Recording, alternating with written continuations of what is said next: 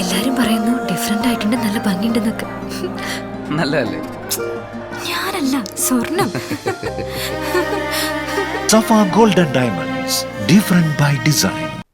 ലഹരിക്കെതിരെ ഭീമൻ പോസ്റ്റർ ഒരുക്കി ഓപ്പറേഷൻ തൂഫാന് പിന്തുണയുമായി ചോക്കാട് പാറൽമമ്പാട്ടുമുല ഹയർ സെക്കൻഡറി സ്കൂളിലെ വിദ്യാർത്ഥികൾ. Tirur sub collector K Dileep Kainikkara IAS പ്രകാശനം ചെയ്തു. 15 അടിയോളം ഉയരം വരുന്ന പോസ്റ്റർ 30 കുട്ടികൾ ചേർന്നാണ് അധ്യാപകരുടെ സഹായത്തോടെ നിർമ്മിച്ചത്.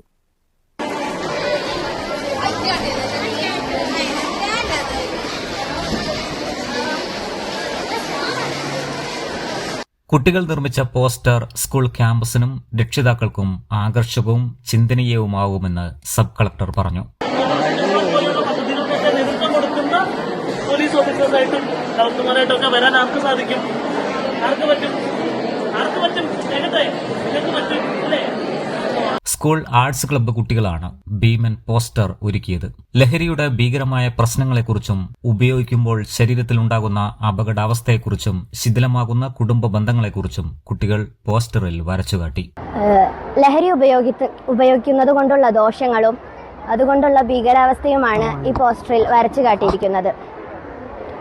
ഈ സ്കൂളിലെ വിദ്യാർത്ഥികളെയും അവരുടെ രക്ഷിതാക്കളെയും ഈ സമൂഹത്തെയും ലഹരിയിൽ നിന്ന് രക്ഷിക്കുക എന്നതാണ് ഞങ്ങളുടെ ലക്ഷ്യം.